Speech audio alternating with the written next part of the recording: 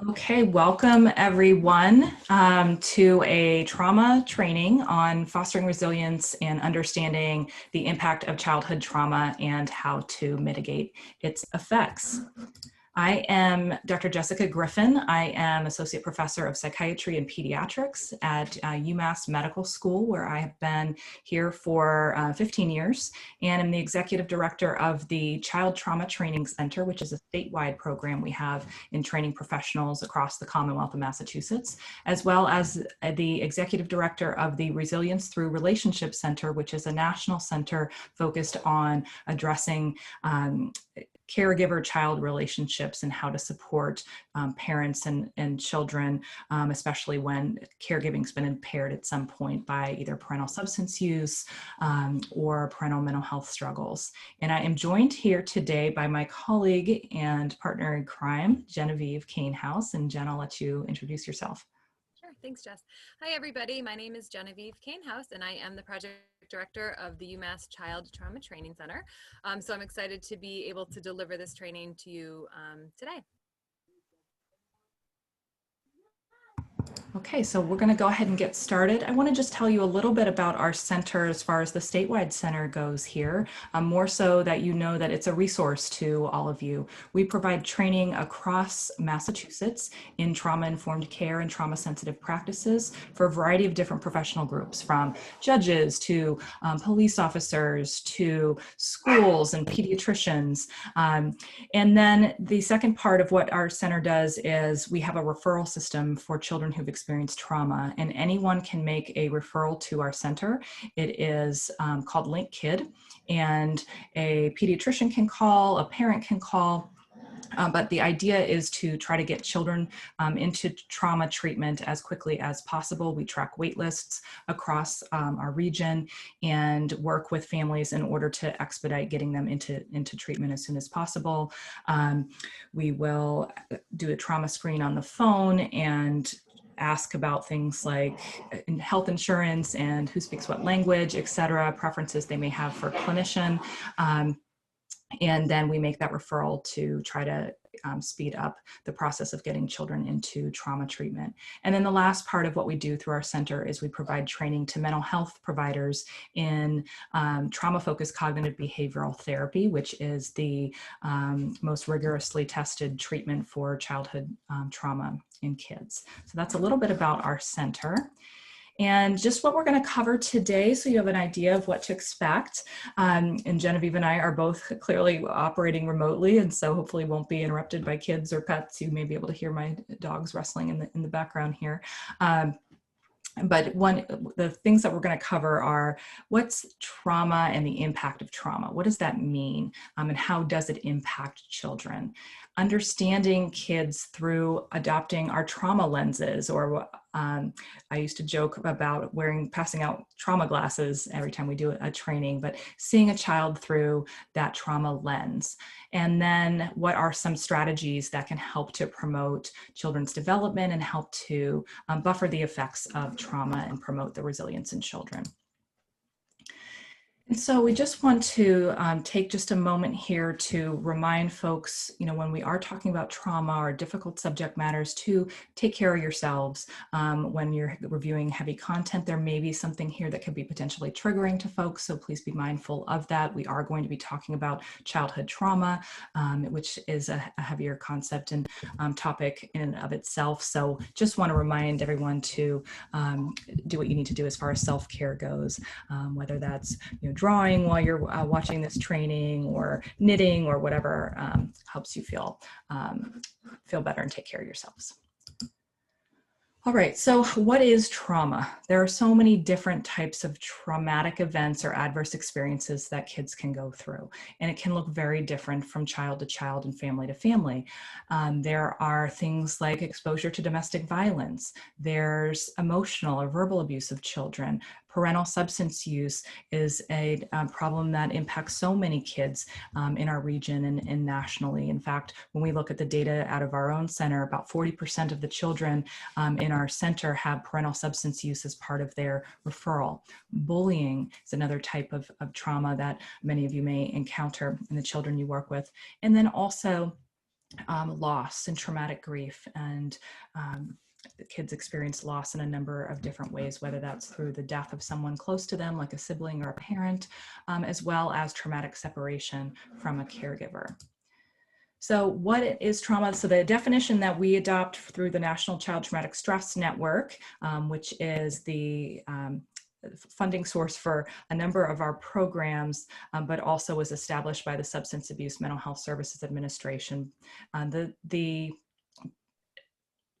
definition that we use for trauma is the experience of a real threat or a threat that I just perceive to either my own life or to the life of someone that I love. So it can be a real threat to myself. It could also be just a perceived threat to myself or someone that I love that then causes overwhelming feelings of terror, fear, helplessness, etc. So it's the experience plus that overwhelming emotional response that kids may have.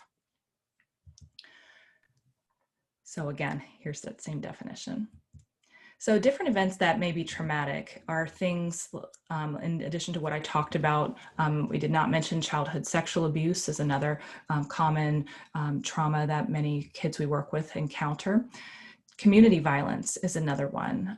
Community violence, homelessness, being separated from a caregiver. You know, sometimes we'll work with children who come through our center and say the most traumatic thing that happened to them wasn't the abuse they experienced, but actually being removed from caregivers in a very sudden, unexpected way. Terrorism, war, immigration issues, accidents, or what we call medical trauma. So that's where a child has experienced maybe some sort of medical condition, is suffering from some sort of medical condition and has to undergo painful medical procedures as part of that, or they watch someone close to them who's very ill and then associate, you know, certain smells or sounds with that medical trauma. So things like rubbing alcohol or fluorescent lights may remind them of when their loved one was in the hospital, or when they were in the hospital. Death and loss I mentioned already, and we make the distinction between grief and traumatic grief. And traumatic grief is when it's different than the typical grieving process. Traumatic grief is where you have someone lose somebody close to them in a way that is sudden or unexpected or violent, and they're so caught up in the traumatic aspects of how that person died that they're unable to move through that grieving process. So, for example, I worked with a little boy who was 4 years old, and his mom they were both in a car accident together, but his mother was killed, and he had some minor injuries, but he was physically okay. However, you would see him act out in his play, crashing matchbox cars into themselves over and over and over again, with the idea that maybe he'd have a different outcome. And so that anytime he had a happy memory of mom, he would have flashbacks to how mom died. So we make the distinction between grief and traumatic grief. Racial disparities, racism, systemic racism, historical trauma. There's so much going on right now in the midst of what is 2020 right now, and social justice issues that are really at the forefront. And so we must consider there's no program that can call itself trauma informed that's not also racially and socially just. And so it's really important that we're paying attention to racism, systemic trauma, and other social justice issues that many of our youth experience. Exposure to parental substance use is another significant common traumatic experience in our kids. And then the impact of COVID-19 in this pandemic. We know that so many children and families are really struggling right now, either from social isolation or financial hardship and poverty concerns, as well as just a fear of contracting the virus, or maybe they've lost someone close to them because of COVID-19. So when we have those scary experiences, they can have an impact on how we view the world. So many children who experience trauma may impact how they view themselves. You know, I'm a bad kid, I'm unlovable, or how they view the world in general. You know, the world is always dangerous, or you can't trust any man. We see trauma impacting them on a cognitive level, and where children have these thoughts about the world and their own safety or their ability to be able to trust other people or get close to other people, and then whether or not they feel they have control over their situation. As you may know, trauma exposure is incredibly common in children. So sexual abuse, for example, 1 out of every 3 or 4 girls, 1 out of every 6 boys experiences sexual abuse before the age of 18. And we still think that those numbers are lower due to underreporting. Between 39 to 85% of kids will witness some sort of community violence. And more than half of children will have experienced at least one traumatic event by the age of 16. In the trauma world, we are very acronym happy, and symptoms is no exception. So there are certain types of symptoms that we will see in youth who experience trauma, although it's very individualized and it varies from child to child. So the types of symptoms we see, we organize them into this CRAFTS acronym here, and starting with cognitive problems. So these would be things like attention problems, concentration problems. We know trauma has an impact on the prefrontal cortex in the child's brain, and that they're so stuck in survival mode, they're not getting the attention in the prefrontal cortex. And so what that means is they're having difficulty with what we call executive functioning. So thinking through the consequences of their actions, reasoning, decision-making, so on and so forth. Relationship problems. So we will see disrupted attachment, or the ability to connect with others, including their caregivers. We will see kids who may come and meet you, and the first time they meet you, they want to jump in your lap and tell you they love you. Or the flip side of that, which is children who you've been meeting with them, let's say for 8 different meetings, and they still won't look you in the eye and still won't really engage. So that difficulty to attach, either they're indiscriminately attaching to people, or they are avoiding getting close to others, and a lot of problems with mistrust, etc. Affective problems, so mood problems, so things like depression, anxiety, what we call emotional dysregulation or behavioral dysregulation, where their moods and behaviors are all over the place. And those are the things that are oftentimes getting them into a therapist's office or in front of a mental health provider. It's those behaviors and that emotional dysregulation. Family problems. Trauma doesn't just impact that child, but the entire family system is impacted in some way when a child experiences trauma. Traumatic behavior problems. So this would be young children acting out in their play, like the 4-year-old boy I mentioned earlier, who was playing with the Matchbox cars, or an older youth who are engaging in unhealthy dating relationships, maybe to reenact that original trauma that happened to them. It could be things like cutting or other types of self-injurious behaviors. And then somatic problems, so bodily concerns or complaints, headaches, tummy aches, frequent trips to the school nurse. And then you may have heard of a term called complex trauma. And complex trauma is when you have kids who've had layer upon layer upon layer of traumatic experiences happen in their lives, where oftentimes starting in early childhood, oftentimes involving caregivers, so the people who are supposed to protect children, meet their basic needs, either didn't meet those needs and neglected them, or harmed them in some or multiple ways. And so these are children who, beyond just post-traumatic stress disorder type symptoms, we see impairments in multiple domains of their functioning. So attachment, their cognition, their biology is impacted, their whole self-concept is impacted. So complex trauma impacts children in a variety of different domains. So Many of you are familiar with the Adverse Childhood Experiences study. Very briefly here, just to give you a quick Reader's Digest overview. Vincent Felitti was a physician with Kaiser Permanente who ran a weight loss clinic for adults, obesity clinic for adults, and was trying to figure out why the heck some of his patients just were not compliant with his recommendations, were having a hard time losing weight, just wouldn't follow through. And one day he was interviewing a woman and was doing a psychosocial history, or asking about her history, and asked her a question about her first experience with sex. And before he could correct himself, because he'd asked the question incorrectly, she answered and said, well, my first experience with sex was when I was 5, when my father had sex with me. And he took that and thought more that there was much more to this, and created a mini questionnaire called the Adverse Childhood Experiences Questionnaire. So it's multiple items about bad things that can happen to you as a child, and then partnered with the Center for Disease Control and launched a very large longitudinal study where they monitored adults over time and found all sorts of fascinating findings here. And those adverse childhood experiences could include things like sexual abuse, but also physical or emotional abuse, having a parent who's abusing substances, a parent who's incarcerated, or caregiver, or someone in the house who's incarcerated, someone in the home who may be psychiatrically struggling or having some sort of difficulty, mental health difficulties, parent who's treated violently, having one or no parents, and then neglect. And found that it was adverse childhood experiences that were related to a much higher risk of adopting what we call negative coping mechanisms. So things like self-injury, having eating disorders, severe obesity, attempting suicide, smoking, drug and alcohol abuse, etc.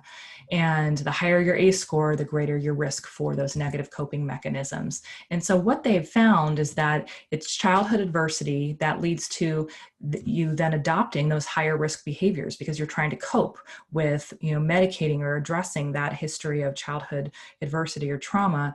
You're engaging in those negative coping behaviors, which impacts your health.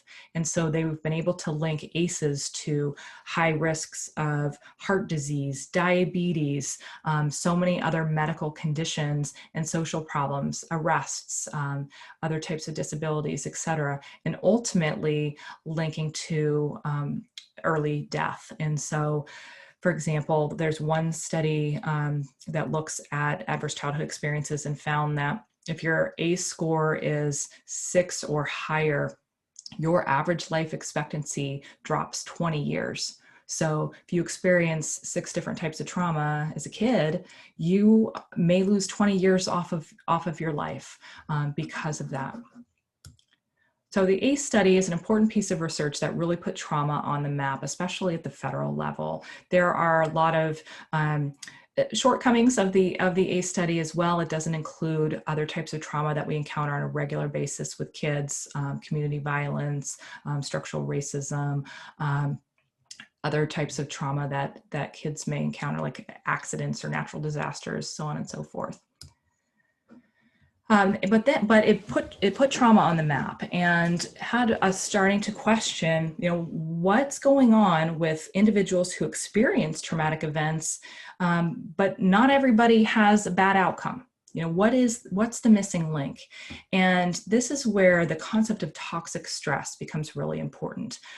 How is it that some kids can experience a traumatic event or set of experiences and they do relatively okay, where others may experience the same traumatic experiences but struggle for a very long time or throughout their lives? And so toxic stress is that missing link. So there are different types of stress that we can go through.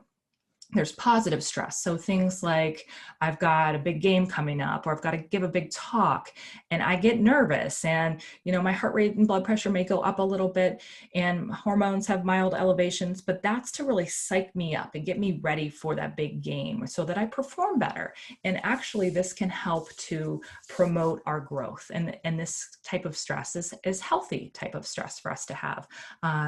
And those elevations in heart rate and hormones and all those things, they're very temporary, right? And it comes back to baseline. This is just a normal part of development. Then there's something we call tolerable stress. And tolerable stress is when your body's alarm system is activated to a much higher degree than just the big game coming up. So you've got a significant life event that's happened, a car accident, you have a death of a close family member, and that alarm system is activated to a greater degree and a longer duration, but it's still time limited. And the key is that it's buffered by caring relationships. We have supportive people around us who can help to hold that and buffer that stress from becoming toxic to us. Things like tolerable stress help us to build our capacity to be able to tolerate even more intense, stressful experiences. You've gone through something and the expression, it doesn't kill you, makes you stronger. This would be an example. Tolerable stress won't kill you, it can make you stronger. However, toxic stress is the type of stress that actually can impact your life and the longevity of your life and your physical health. And toxic stress is when you have an ongoing stressor and there is no relief. It is either very intense or frequent or prolonged period of time, and it's in the absence of a supportive caregiver. And that's the ticket here, an absence of a supportive caregiver or inconsistent caregiving system. So this is where the stress becomes toxic to our brains and our bodies. It can impact your brain architecture and other bodily organs, and the stress hormones can result that are released over a prolonged period of time can result in other types of stress-related illnesses, disease. It impacts our immune functioning, and so on and so forth. So toxic stress would be things like abuse, physical abuse, sexual abuse, child neglect, exposure to parental substance use, or parental mental illness.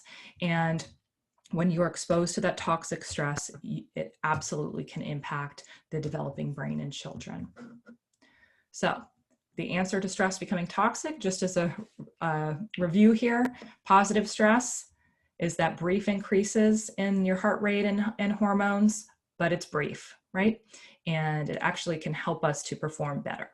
Tolerable stress is where you have the activation of a serious stress response, but it's buffered by the supportive relationships. Toxic stress is the prolonged activation of the body's alarm system, that stress response system, in the absence of protective relationships. There are no relationships in the child's life to protect them from that stress becoming toxic to them. So how does trauma impact brain function and development? So I'll be the first to tell you that Jessica is not a neurologist. So this is my rudimentary examples and review of how trauma can impact the brain. So I'm going to walk you through an example. So imagine that you're taking a walk through the woods, right? It's a beautiful day, maybe a beautiful fall day, and the sun is out, and you're in the woods and you come around a bend in the trail, but there's a giant snake in the trail, but and so you have a couple of things that you could do. What do you do if you see that snake? Some people may run away, some people may freeze, some people may want to fight the snake. But what's happening in your body? You may have heart starts racing faster. You may feel that pit in your stomach. You may start sweating. Your breathing is impacted. So what's happening is your body's releasing those stress chemicals in your body. So cortisol, adrenaline, epinephrine, all of those in order to activate your body's alarm system and go into survival mode, right? And this dates back to caveman days where you have, let's say, you are a caveman and you've got to fight a saber-toothed tiger, or you see a saber-toothed tiger in front of you, you have a few different choices. Just like the snake, you can freeze and hope he walks by you. You can run away and hope you can outrun a saber-toothed tiger, or you can try to fight a tiger. Now, the kicker is, thinking back to caveman days, that alarm system only needed to be on for about 20 minutes. All right, because in 20 minutes, you're going to either outrun a tiger, freeze and hope he walks by you and finds somebody else, or you're going to fight the tiger and you're probably going to be dead. So 20 minutes is all that's supposed to stay elevated for. And that physiological response that you have in seeing that saber-toothed tiger or seeing the snake is a hardwired, universal physiological response we all have as human beings. It's designed to keep us safe, whether it's the snake in front of us, whether it's that saber-toothed tiger, whether it is the man who is beating up mom. So that response that we have is designed to keep us safe. The problem is that for kids who are experiencing or exposed to complex trauma or chronic trauma over time, or inconsistent caregiving, that alarm system stays on. There's no relief. It's on longer than 20 minutes. So we see things like sleep disturbance in children. Johnny's not sleeping. Difficulty paying attention, concentration problems, hyperactivity in kids, angry, explosive outbursts in children, and hypervigilance. So there's a lot of different symptoms that we'll see related to that body's alarm system staying activated. Now, let's say you were to consider going back to the woods the next week, right? And many of you would. Some of you might avoid it. And we avoid things that are painful or scary because they're painful and scary.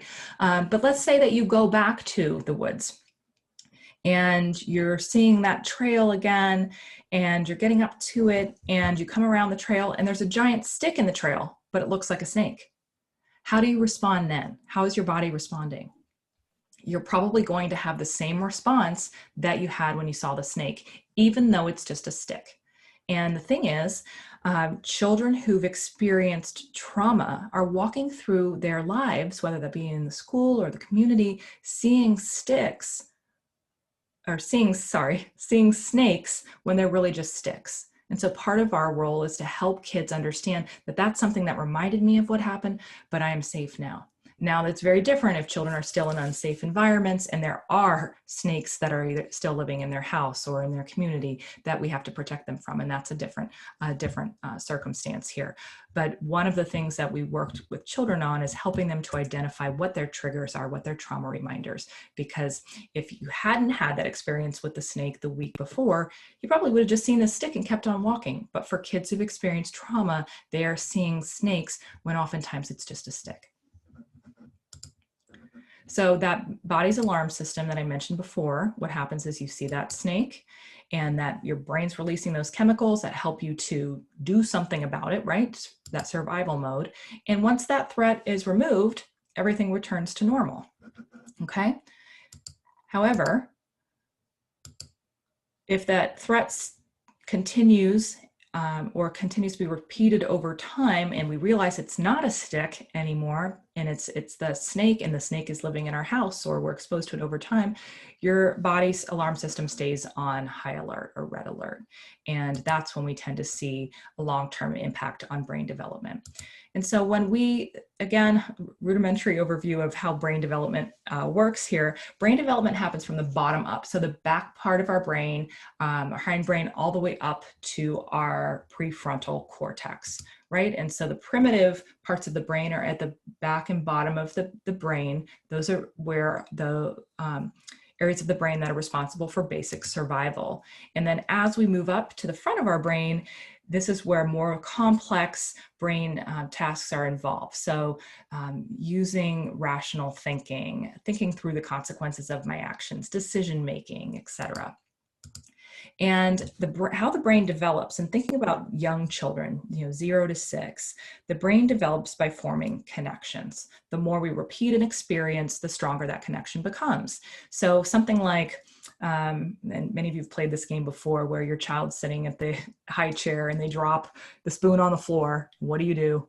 You pick it up, you give it to them, and then what do? They drop it on the floor, and then what do? You pick it up, give it to them, and you do that over time. What they're learning is cause and effect. They're also learning self-efficacy. There's something I can do to control my environment. If I drop the spoon, mom is going to pick it up or grandpa's going to pick it up, and we're going to keep playing this game. So they learn cause and effect. They learn serve and return. There's so much that's happening in that interaction, even if it can be a frustrating parenting moment. There's actually a purpose to that. And kids learn that they can start to have control over their environment, and learn self-efficacy. And so again, it's thinking of kids between 0 and 6, that the primary experiences you have are with caregivers, whether that's a parent, grandparents, daycare providers, etc.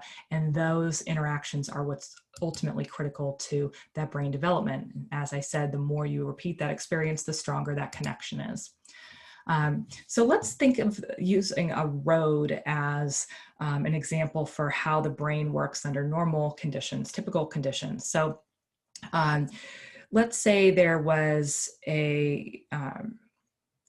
for this training, let's say we were all meeting together in a room, and you have to figure out where you're going to sit. And you see the room, you check it out. Well, the snacks are over there, but the door to the bathroom's over there, but the door to leave is over here. So, but my boss is sitting over there. So do I sit by my boss to get brownie points for this week? Or do I want to stay as far away from my boss because I don't want to have conversation about my productivity? Or do I want to sit close to the bathroom? Or am I kind of hungry, so I want to be able to access the snacks? You're observing what's happening in that room. You're taking in information from the environment, what's happening where, interpreting, well, what would happen if I sat by my boss this time? Or, well, I'm trying to watch what I eat, so maybe I shouldn't sit by the snack table. Processing all that, thinking through those options, and then coming up with a plan for yourself. You know what? I'm going to go sit by the snack table. What the heck? So I'm going to pick where I'm going to sit, and then I'm going to act on that. All right. So all those different steps that go into making a decision. Now, here's what happens when you are when your body's alarm system is activated. All of that processing, evaluating the different options, planning, all of that, there ain't no time for that. So we're cutting that out. And so our brains observe the situation. Okay, I see what's happening. I got to figure out what I'm going to do, but there's no time to plan for it, right? So you're getting information from the environment and you're acting, right? So that alarm system is the express route to action. So you see what's happening, and then you act or react based on your fight, flight, or freeze, right? So there's no time to think through the consequences of my actions, et cetera, et cetera. Over time, that alarm system in children becomes their primary road they're traveling on. And so what ends up happening is we see kids who are labeled as impulsive, because that's what it looks like, right? They observe the situation, they act. See something, they act. Instead of thinking through the consequences of their actions, using sound judgment, engaging in rational thinking, that alarm system is activated. Observe to act. And so these are kids who really struggle behaviorally with a lot of behavioral emotional dysregulation, and kids that are oftentimes labeled impulsive. All right, I'm going to show you a quick video here. And this is a great video that you can use to explain the impact of trauma on the brain. So give me just a minute here.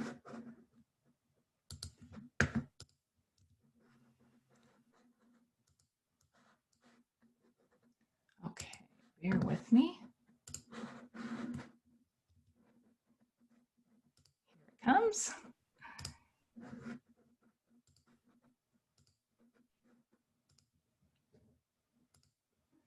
Okay, can you see that okay, Jen?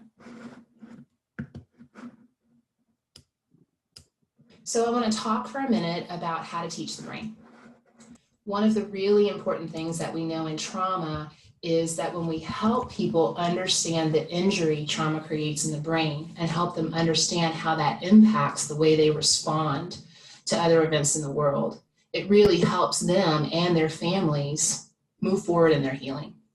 So lots of people have given ways to teach the brain. As a practitioner myself, I've taken a lot of the models from Dr. Dan Siegel taken models from the Hahn Foundation for teaching in the optimistic classroom, and looking at some of the things Ledoux has done, and put them together and really challenged myself and folks that I educate about practicing really teaching the brain.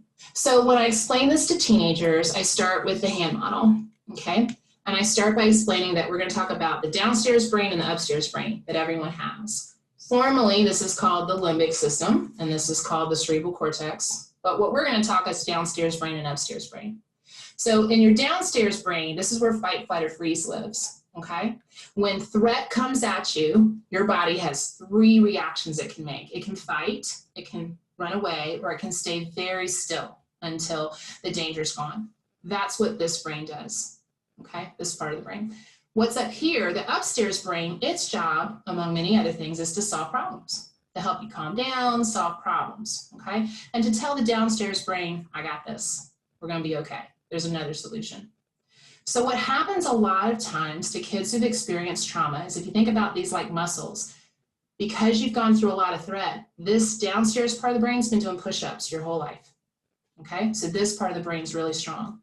Part of your brain that solves problems hasn't had as much exercise because you've had to be really strong to be a survivor, a thriver. So what happens is that the brain gets what I call emotionally hijacked. This downstairs brain comes up on top of this brain, it takes over, okay? So the downstairs brain's in control. And so you fight, you run, you freeze. The only things that work when you're down here are things that calm you down. So they call them self-regulation skills. And that happens from connection. Somebody talking to you, helping you breathe, helping you feel your body calm down. Once that happens, then the upstairs brain can come back, and then you can solve problems. So that's how I try to explain to teenagers the downstairs brain and the upstairs brain, and what happens to them when they experience a threat. With young children, what I found is they like animals. When I say young, probably 3 to 8 years old. Sometimes teenagers like it too. And so what we call this is the downstairs brain, that threat center again, is what I call the barking dog. If you think about when any noise or threat makes, usually a dog will bark. So this is the barking dog, okay? A problem solver is often called the wise owl. So upstairs is the wise owl, downstairs is the barking dog, okay? When the dog barks, the owl flies away. And so when the dog's barking, the only things they can do are maybe practice blowing bubbles, maybe practice breathing deeply, things that help the dog start calming down. And that's where you build their self-care strategies. They practice lots of different things to help the dog stop barking. The first skill being recognizing when their dog barks. Once they learn how to calm the barking dog, then the owl flies back, and then they can come up with solutions. And again, they're trying to get this muscle stronger. The problem for most people who are intervening, if you're talking to a family, most parents are going to naturally start with redirection and consequences for negative behavior. That's the first place they go. They're shaking fingers and telling somebody, stop that, you need to do this. That's an upstairs brain intervention, while most children who've experienced trauma are downstairs. So the term Siegel uses is you connect, then you redirect. The only thing that will calm a barking dog or the downstairs brain is helping that child calm down. And only then, once you teach the child to calm down, can you engage the part of the brain that solves problems and actually come up with solutions for better behavior choices. And that's why it's important to respond to the need, respond to the safety needs that get kicked up by threat, and not just react to the behavior that happens.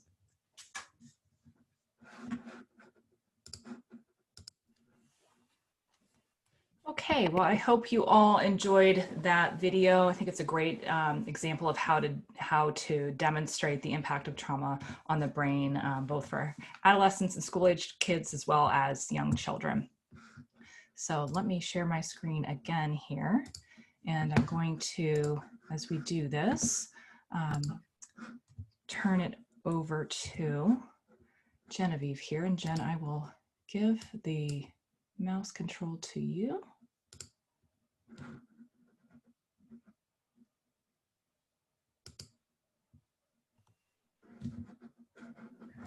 Oh, hold on.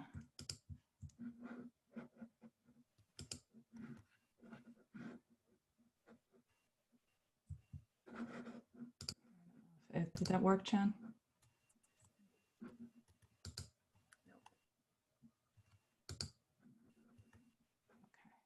Well, you know what? I will just control the slides for you.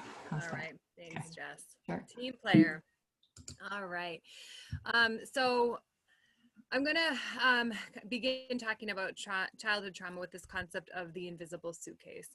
Some of you might have heard this term before, or some of you may have even used the term baggage maybe to describe some, adults. Sometimes we say, oh, that person's got so much baggage. Well, when we think about it, right, that baggage oftentimes impacts the way that person functions in society. It might impact the way the person feels about themselves or other people around them or the world in general.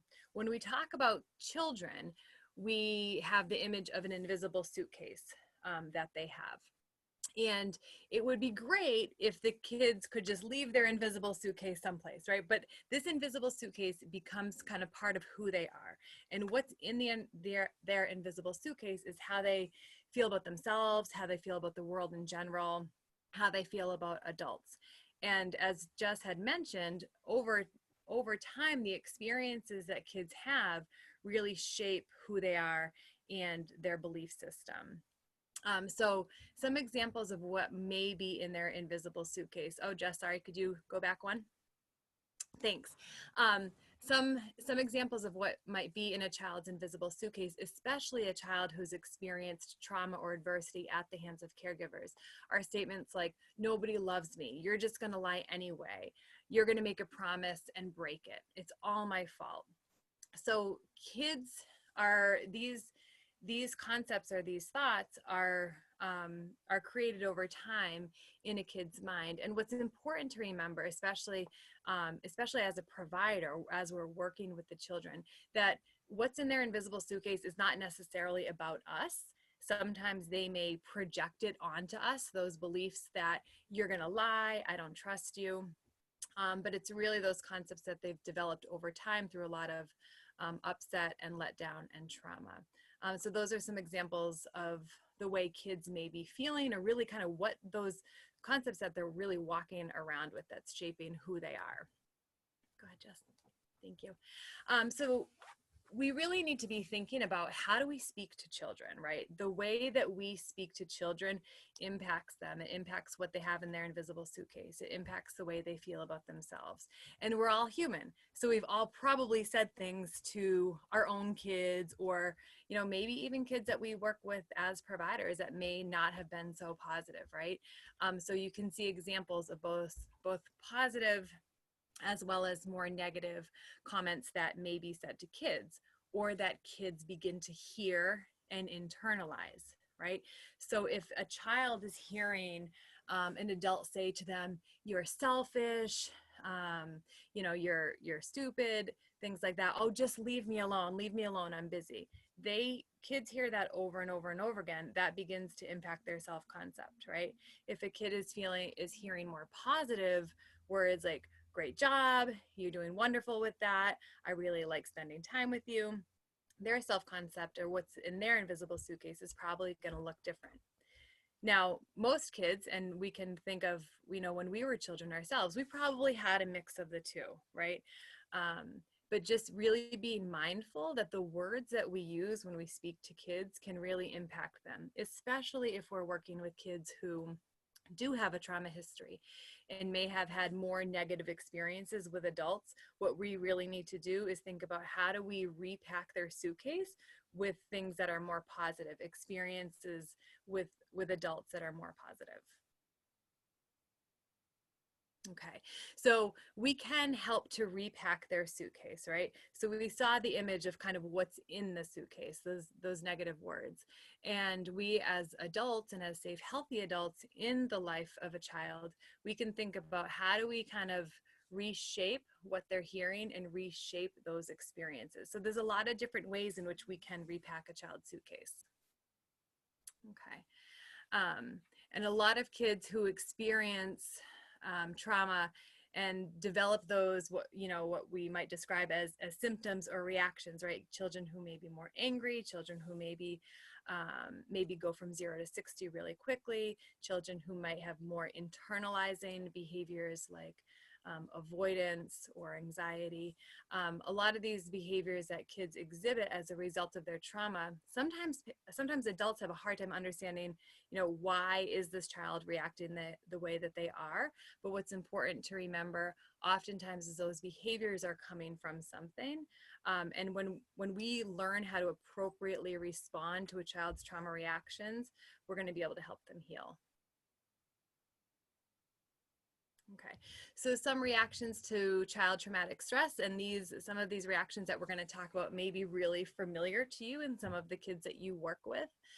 But here are some examples, and Jess alluded to some of these, or even spoke about some of these when she talked about the CRAFT acronym. Okay, so the ability to trust others. Well, when we think about it, if a child's life has been impacted by trauma at the hands of their caregiver, they're likely going to have a really hard time trusting others, trusting adults.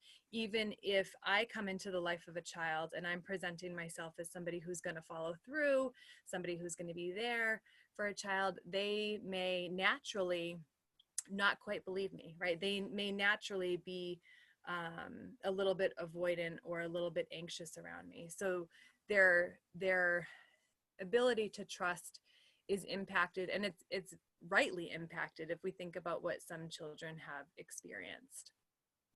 Sense of personal safety. So sometimes kids are overly cautious, and they're very sensitive to safety. They just had alluded to the fact that sometimes kids perceive danger where there's really no danger, right? So they have that hypervigilant response. So you might see that in children where there may not be a threat in their environment, but they're reacting like there's a threat. They're having a trauma reminder.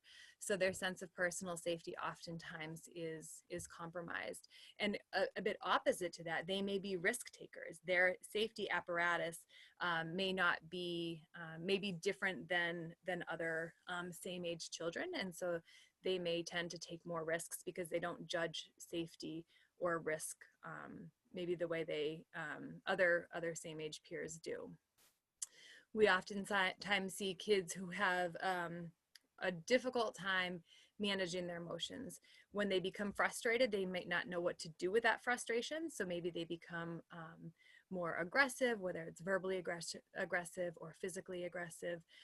They may cry more easily and have just a difficult time having those coping skills to manage difficult emotions. They also sometimes can have hard time navigating life's changes. We know that predictability and consistency is really important in the life of any child, but especially in the life of a child who's had a lot of inconsistency and perhaps chaos in their life. Consistency and predictability is really key. And so when life changes, it may be hard for them to manage that. Children also might have physical and emotional responses to stress. So some somatic symptoms, children may have belly aches when they feel really stressed, which we as adults certainly can have as well. Okay. So when we're working with kids who've experienced trauma, and I will be the first to say that I have probably definitely thought these things before and might have even said it in a off moment, right? We may see a child who's having a trauma reaction and we may think, what is wrong with you, right? What is wrong with you? Why are you acting like that? It's not that big of a deal. Well, when we say that to a child, what's wrong with you? Just think for a little while about what is that saying to that child? How are they internalizing that question, right? They're thinking that something is wrong with them. So when we're working with kids, there's a much better and more trauma responsive way to interact with kids and to work with them. So instead of saying, what's wrong with you? What we can say, whether it's out loud or in our heads, is what's happened to you? Thanks. So what has happened to you, right? So the difference between what's wrong with you and what's happened to you. When we say what's happened to you, we're saying that with the idea that this child's behavior is stemming from something, right? That this behavior is not just happening out of the blue, but there is a reason why this child is responding the way that they are. So when we can kind of flip it around in our head and think, okay, what's driving this behavior? We're more likely to work with the child in a more patient way, a more trauma sensitive way, and really think about what's below, what's driving that behavior, right? What's kind of below the surface there. And this is another way to think about it, right? When we think about an iceberg, now we know that the tip of the iceberg that we see outside of the water, it's just such a small piece of the entire iceberg, right? And so when we look at that tip of the iceberg there, that's the child's behavior. That's what we are seeing. But what we need to be doing, and kind of sometimes we need to be a bit of a detective when we're working with youth and when we're trying to understand their behaviors better, is thinking about, okay, it's the child's feelings, right? The feelings that they're having right now, whether they're angry or sad or frustrated or embarrassed, their thoughts, right? Remember that invisible suitcase. I'm stupid. I always mess up. You don't like me anyway. Their expectations, what they believe about themselves, what they believe about you as an adult or the world around them, right? And their core beliefs. So it's all of those things that are driving that behavior. So when we can think about the what's wrong with you versus what's happened to you, as well as that iceberg. And a lot of times when we're seeing that children behave in that way, or youth behaving in ways that we may find frustrating or we might find confusing, they may be experiencing trauma reminders. And trauma reminders is a really common consequence of having experienced something traumatic or something adverse, right? And anything could end up being a trauma reminder for a child. So it can be something external to a child, like a song on the radio, or a season, what day it is, what time it is. It can be a specific person. It could be a smell. It could be anything in that person's environment. It could be a color that reminds them of something bad that happened to them.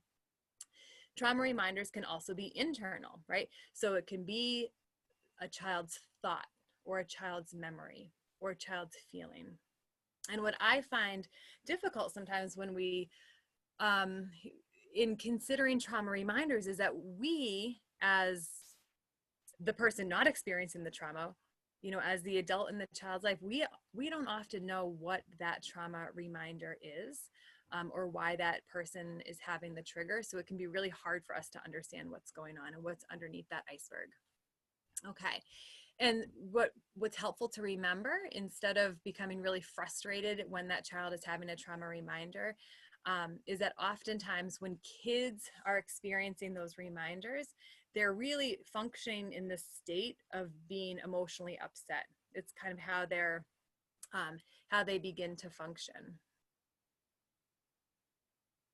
Okay. They're all also often seen by others as overreacting, right? So if a child has a reminder, right, if it is, I actually once worked with this young lady who a rainy day was her trauma reminder, because she was sexually assaulted when she was a little girl on a rainy day, and she remembers walking home from the incident on a rainy day. And so for her, rainy days were triggers. And so her response to that was a lot of withdrawal and a lot of isolation and avoidance. And so that, as an example, right, kids may become, they may naturally become avoidant of their trauma reminders because it's very uncomfortable to have those reminders. But for her actual reminder, as you can see on the board, she was actually avoidant and isolating when she experienced that reminder on rainy days.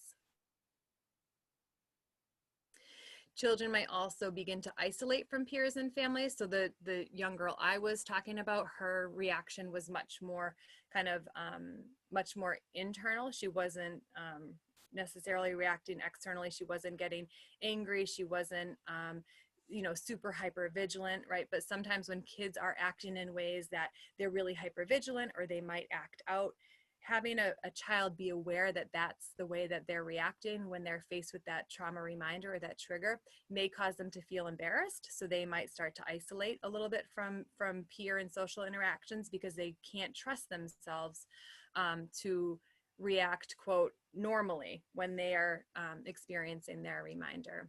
And a lot of times kids might feel like they're going crazy. They don't often understand that in actuality, their trauma response makes a lot of sense given the situation. And that's what we need to remind kids, that their response makes a lot of sense. The work that we do in therapy with kids is gradual exposure so that they can be faced with that trauma and learn how to manage their emotions and learn some coping skills so that when they're out with their friends and they're faced with that trauma reminder, they have the skills to navigate through that situation in ways that doesn't cause them to feel crazy or ashamed.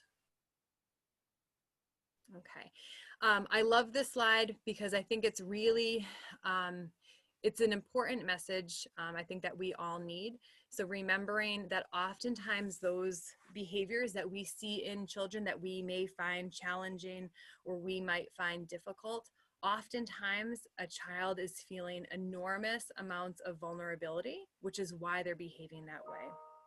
So when kids are more reactive or when they're impulsive or when they're aggressive, sometimes they're feeling really vulnerable, right? So maybe they're embarrassed about something and so they act out. Maybe they don't know how to navigate through a situation and so they act out or they act impulsively. So a lot of times those challenging behaviors, right, what we see above that iceberg, it's a child feeling really, really vulnerable. So definitely keep that in mind as you do your work. And it's important to be curious and not furious, right? Be curious as to, okay, what's going on for this kid? Rather than sometimes we let our emotions take over when we become frustrated. So just another kind of reframe on the ways in which we think about and work with young people. Okay, so we're going to talk for a little bit about safety and trauma, because safety is key when it comes to trauma. A lot of times when trauma happens in a child's life, it impacts their sense of safety. It impacts how they seek safety, what is around them that's going to cause them, what's in their environment that's going to help them to feel safe. So one thing that we can do as adults in their life is be what's called an emotional container for children. And basically what that means is that when a child is escalated due to having a reaction related to their trauma history, for us to be an emotional container means that we are a safe adult that's going to be able, we're going to be able to contain their emotions. And a few ways of doing this is that when a child is escalated, what they really need to do to calm themselves down is to be in the presence of a calm, supportive, safe person, right? So when they're escalated, it's not helpful for us to get higher, to get equal or higher. That's not going to be helpful. They need to know that they're going to be around somebody that's going to be able to manage let's say it's an outburst, right? That's going to be able to manage their outburst, keep them safe, for us to stay in control so that they can stay in control, right? So we oftentimes need to think about ourselves as an emotional container in their life. And we always want to be focusing on building resilience in youth. And we're strong believers that children are resilient. There are so many factors, both internal and external, that help a child stay resilient. But there are also ways in which we can help to build the resilience, whether we're working with the child or the family. There are always ways that we can help build protective factors or promotive factors that the child and family can take with them through their lives. So we're going to talk about these 5 steps to healing. So they're in the bullet points there. So ensuring that there's a trusted adult, being patient, considering safety, maintaining routines, and learning about common reactions to trauma. So I'm going to go through all 5 of those now. Okay, so making sure that there's a trusted adult in the child's life, right? And remembering the image of the suitcase, and that what a trusted adult is going to do is going to help kind of offset those the negative things in that person's suitcase. Now, there's a lot of research that shows that the biggest thing, the most important thing to help a child heal from trauma is to have at least one safe, healthy person in that child's life. An adult that's going to believe them, an adult that's going to be there for them, an adult that's going to be patient with them. So ensuring that there's a trusted adult in a person's life. And this could be anybody. It could be a parent, it could be a pastor, it could be a teacher, it could be a mentor, it could be a nanny, it could be a coach. There are so many people that can be that person in the life of a child. And keeping in mind that the ways in which we're going to help children heal and help build that resilience is going to be through that trust and that safety, both two really important pieces of a child that's oftentimes compromised when trauma happens. Building their confidence, building their self-esteem. What is a child good at? What do they like to do, right? Is it go shoot hoops? Is it play video games? What do they enjoy that maybe we could find a way, even through video games? There's a lot of skills that can be built through certain video games, right? So how can we take what they like and start to build some skills on top of that?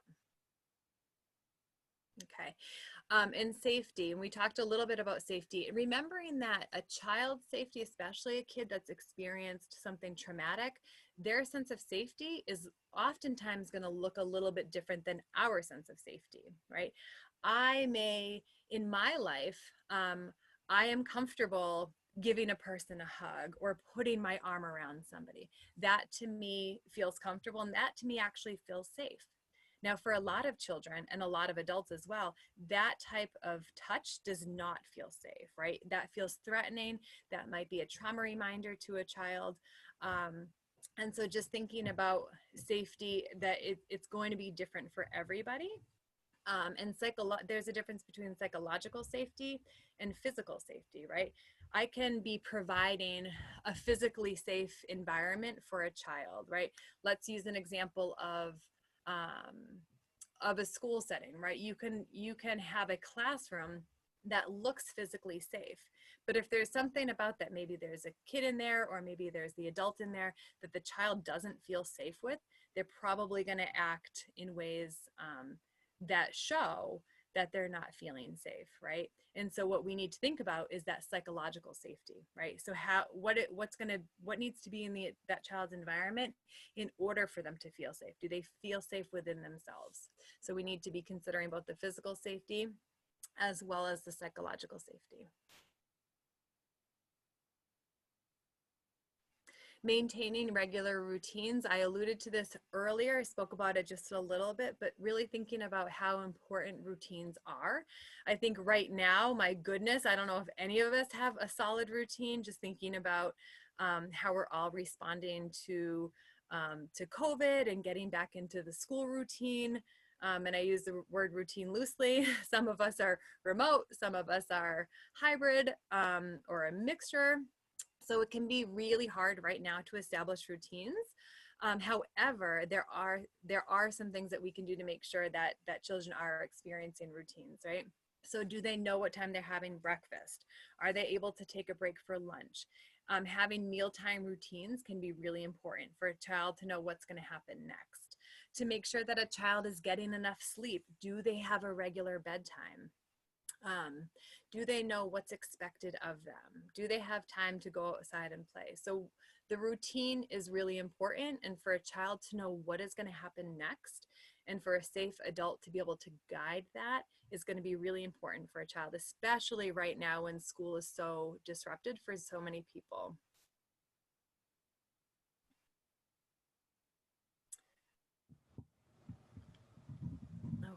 This is my last slide. So just learning about the common reactions to trauma. A few take-home messages, really understanding that a child's behaviors through a trauma lens, right? Jess talked earlier about having trauma glasses on, right? It's really looking through that trauma lens and understanding that the behavior comes from someplace. And once you understand, that the behavior is coming from someplace, and oftentimes it is a trauma reaction or as a result of a reminder, we're often much we're in a position to work with children in a place of patience, in a place of empathy, in a place of understanding. Great. Thank you, Genevieve. And so as we wrap this up, if there's anything you can kind of take away from today, it would be the 3 R's. And we know for children, just in general, to promote resilience in all kids, kids need what we call predictable, compassionate availability. So caregivers in their lives, adults in their lives who are predictable, who follow through when they say they're going to follow through, who are consistent, who are compassionate and kind to them. And so we're trying to promote as widely as we can for children that predictable, compassionate availability. It could be through a caregiver, it could be through a teacher, it could be through a number of different people in that child's life. And we do this through promote resilience through what we call the 3 R's, which are reassurance, routines, and regulation. And so children at the end of the day, despite what the situation is, whether it's, social distancing in a pandemic, whether they've experienced another type of trauma or having a really tough day, kids need reassurance. They need to know that they are safe and that they are loved and that the grown-ups around them are doing everything they can to make sure that they're safe. But kids need to know, and sometimes often in the midst of the pandemic right now, kids may be a little clingier, which can be sometimes aggravating to caregivers. They need to hear from those that are caring for them that they are safe, that they are loved, and that the grown-ups are doing everything they can to make sure that they're taken care of. Routines. Genevieve already went over routines. We don't have to be rigid, scheduling things on every 15-minute increment, but some sort of predictable pattern of that they can expect. We wake up around the same time, we eat breakfast together. In the middle of the day, we, have lunch together. A bedtime routine looks like this. We take a bath before bed, read a book together, and sing a song. Or we have a family walk after dinner every night. Or, Taco Tuesday on Tuesdays, or Funny Friday on Fridays, where we watch a funny family movie together and make popcorn. So some sort of things to predict, whether that be traditions, rituals, but also routines, something that children can come to count on. We know that children, especially those who've experienced trauma, really benefit from having some sort of structure amidst the chaos. And then lastly, regulation. So this is helping children with what we call regulation skills. And this would be, and we look at this in 2 parts. One are teaching relaxation skills and strategies that can help children. So things like belly breathing, mindfulness, exercise, listening to music, however, whatever they find relaxing for them, and teaching them skills that they can use to calm themselves down. So relaxation skills is part of regulation. The other part of regulation is helping children identify how they're feeling and come up with a language to talk about how they're feeling. So, teaching them how to effectively express themselves, helping increase their feelings vocabulary. So whether it's through watching the movie Inside Out, or identifying different feelings that characters have in a book, we're helping them come up with feelings beyond happy, mad, sad. I felt frustrated this morning when I was running late, or I felt really proud of myself for finishing all of my work, or I'm super excited that grandma's coming for a visit on Sunday. Or I'm feeling really lonely right now and not being able to see my friends, or I'm feeling really jealous that Johnny's getting more attention than I am, or I'm feeling very anxious about whether I'm going to contract coronavirus. So helping to increase their feelings vocabulary, and also modeling how to express your feelings more effectively. So reassurance, kids need to know that they're safe and loved. We may have to repeat that often. Routines, incorporating those into daily life, but also having, traditions and rituals and things that families do together. And then regulation, helping them calm their bodies down, teaching relaxation strategies that work for them, but also giving them a language to talk about how they're feeling. And that's how you can really help to foster resilience in children. So there's those 3 R's again. And that is it. So we are bringing this training to a close. This was sort of an intro to trauma, the impact of trauma on children, and how we can promote resilience. Genevieve and I do a variety of different trainings, and hopefully you'll see more from us in the future. But here is our contact information for those who may have a question or need to reach out. Mine's listed there at the top, and Genevieve is below that, and at the bottom is the number for Link Kids. So if you're wanting to make a referral for a child who's experienced trauma to an evidence-based trauma treatment for kids, you can call our line. Anyone can call us, whether that be a pediatrician, whether that be a parent or foster parent, DCF worker. We've even have kids older youth who've called us themselves to make referrals. So please use us. We are a free resource to the community, and we thank you very much for your time and attention, and take care, everybody. Thank you. Take care. Thanks, guys.